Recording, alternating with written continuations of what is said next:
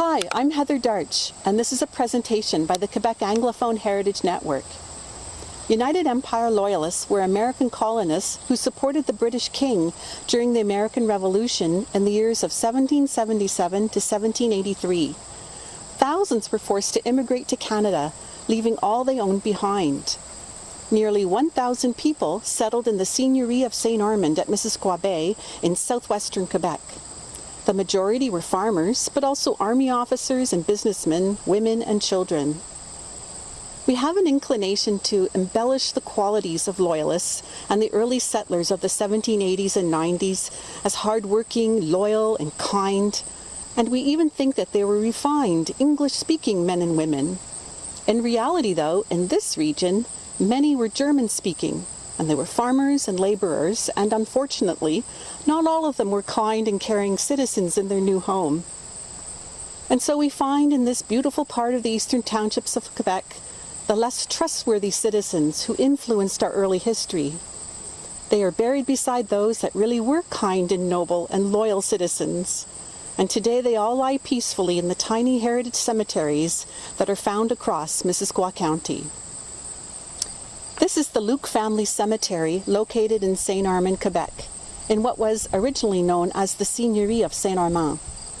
In all, the graves of 17 family members are found here, the most recent burial being 1921, and the earliest were Magdalene Luc, who died in 1796 at the age of 7, and 1-year-old Hannah Luc, who died in 1797.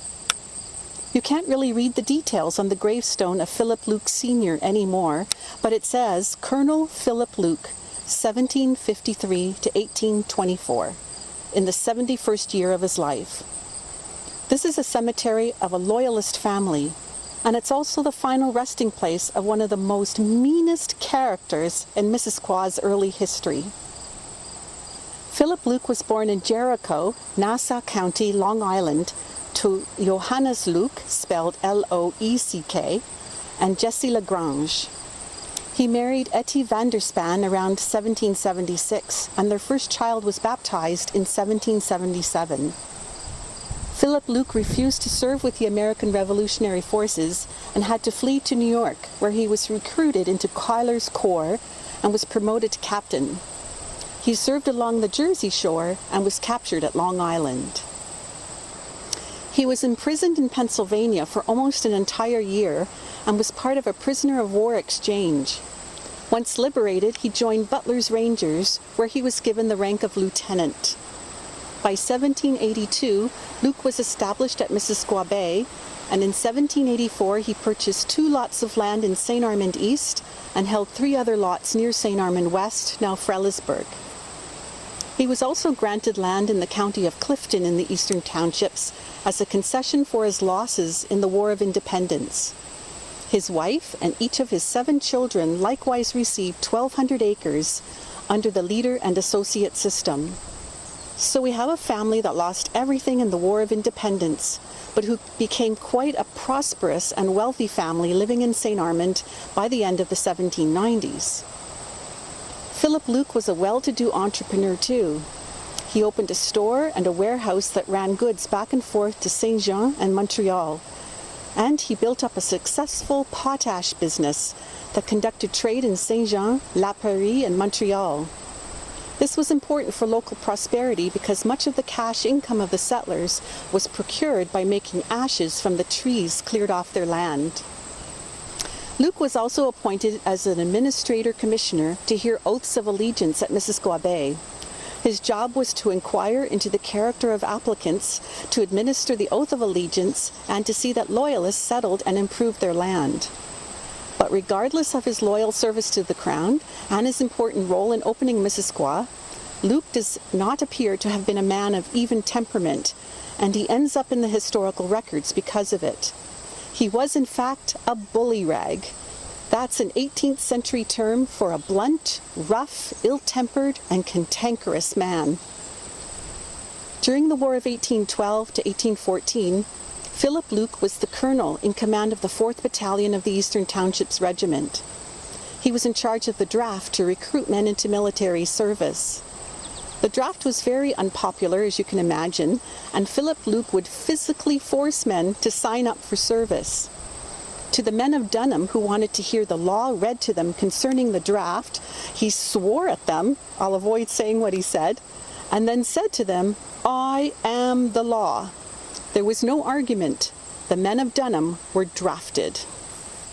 Court records indicate that his name appears for a serious offense against his neighbor, David Paltrow. Luke was charged with forcibly confining, molesting, beating, hurting, and maltreating Paltrow without any apparent reason. In 1818, Luke clashed with the local Methodist minister, the Reverend Richard Pope. Luke slandered him and threatened to horsewhip him if he crossed his doorstep. I'm not sure if it was an Anglicans versus a Methodist issue, but the Reverend Pope was well warned. Luke slandered another neighbor, a loyalist and fellow officer in the 4th Battalion named John Peer, by calling him a keeper of prostitutes and a fornicator. In this case, he was ordered by the court to pay John Peer £1,000 sterling and pay the expenses of the court. He also accused Elsha Sixby of adultery and loose morals. Elsha was the wife of John Peer. On top of it all, Philip Luke owned indentured servants, and we know that his family owned slaves, and that Luke, accustomed to growing up with slaves, had been a slave owner prior to his arrival in Missisquoi County. We can only imagine by the way he spoke and interacted with his white neighbors how he treated his black indentured servants and black neighbors. It could be very probable, too, that Luke still owned slaves for 10 to 20 years in the earliest years of settlement in Missisquoi County. A burying ground on his property is believed to be the burying ground of black people of the community, including the slaves he owned and brought with him when he came to Missisquoi County.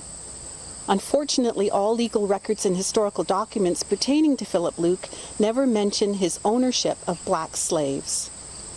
But his store ledger does have the names of people who worked for him without last names, such as Morris and Hannah, who is thought to have been part of the 1820 election fraud, Flavia, Sala, and Joe, and in one interesting notation dated 1832, a Jonathan who ran away.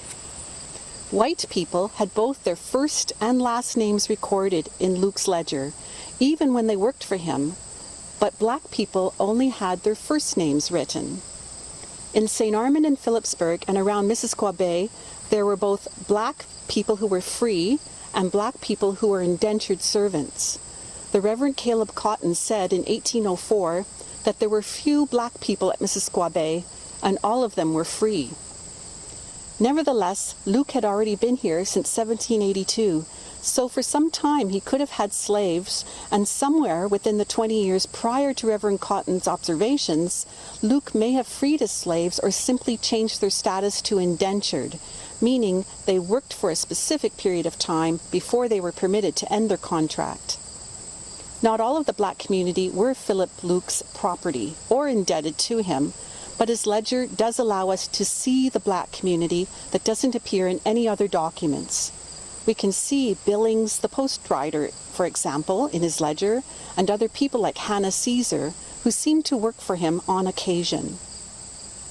In a codicil to his will of 1822, a young black boy named Harry is identified, and Luke leaves him a shirt to wear during the week and a shirt to wear on Sunday when he has reached the age of 21, on condition that he's still with the family and remains loyal to his service. Harry was not a slave, but an indentured servant, and indentured servants' lives tend to be just as hard, as they were trapped until they served the conditions of their contracts. The legacy of Philip Luke is two-sided. On one hand, he's the founding father of Missisquoi County, of the townships, in fact. He helped to open and settle this region. His business and store helped people to purchase goods through labor to him, which helped the community to take hold and thrive. He was a faithful soldier and defender of the crown. But on the other hand, he was a slave owner. He owned black indentured servants. He was a bully and the absolute worst neighbor you could ever have. So Mr. Luke, gone but not forgotten, and perhaps not forgiven.